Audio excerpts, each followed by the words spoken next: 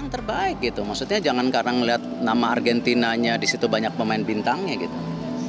Ya kita juga harus tidak mau sebagai bangsa diremehkan. Kita harus kasih lihat kita bangsa besar.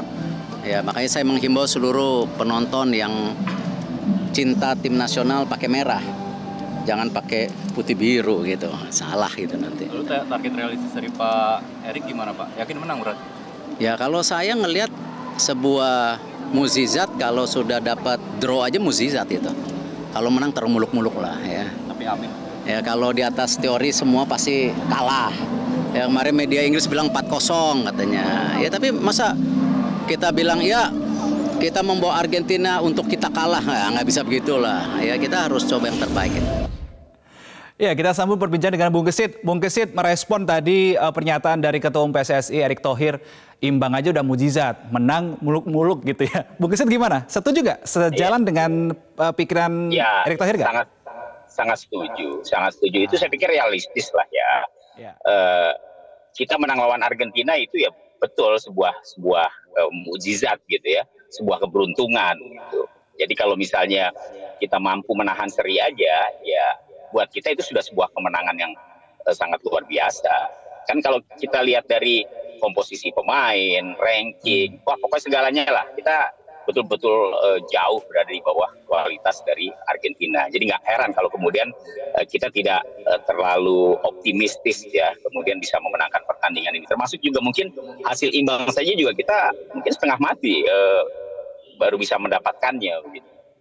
Oke, baik. Tapi menyambung pertanyaan saya sebelumnya, Bung Gesit, di ujung segmen sebelumnya saya menanyakan soal dengan kemungkinan diterapkan formasi 5-4-1 ini, tadi Anda katakan akan lebih banyak bertahan, tapi di sisi lain apakah ini artinya akan ada potensi sedikit serangan yang dilontarkan Indonesia ke wilayah pertahanan Argentina?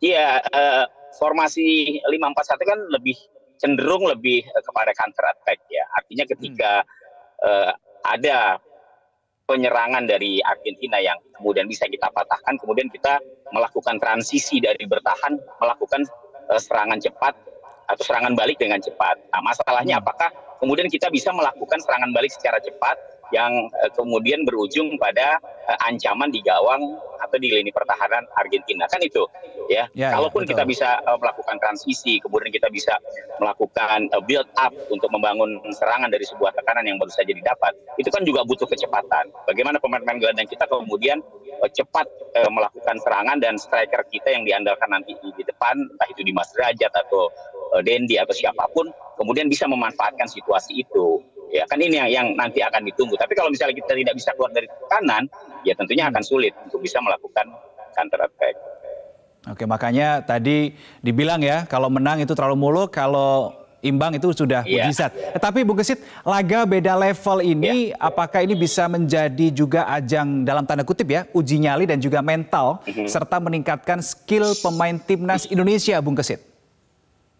Ya, sangat bisa. Ini betul-betul merupakan sebuah uji nyali ya. Di sini kita dituntut untuk bisa menunjukkan ya, terutama pada para pemain ketika kita menghadapi tim besar dengan pemain-pemain yang berkiprah di kompetisi liga-liga Eropa yang klubnya juga sangat terkenal. Ada pemain Atletico Madrid, ada pemain Sevilla, ada pemain Chelsea, ada pemain Tottenham Hotspur.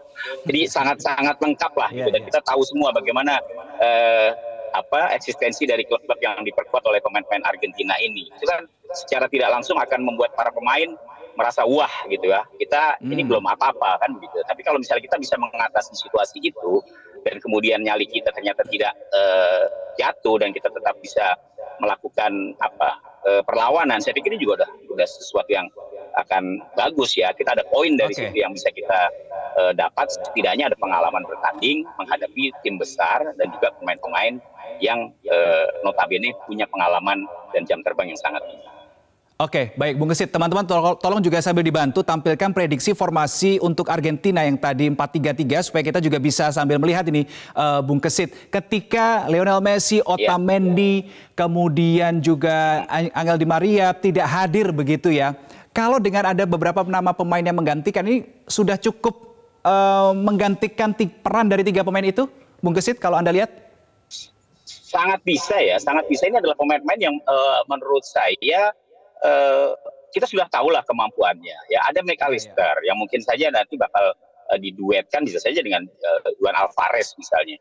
Masih ada Nicolas Gonzalez, ya, masih ada Garnacho, masih juga di belakang ada Christian Romero. Artinya bahwa siapapun pemain Argentina yang diturunkan, ya, yang pada pertandingan lawan Indonesia ini tidak menampilkan Lionel Messi, Di Maria, saya kira pemain-pemain Argentina yang ada ya tetap saja merupakan pemain hebat. Justru mungkin permainan mereka akan jauh lebih kelihatan hidup karena tidak hadirnya Messi yang selama ini mungkin kita selalu melihat Messi selalu menjadi sentral penyerangan dari Argentina. Terlalu bertumbuh di Messi begitu ya? Tidak ada, Di Maria tidak ada.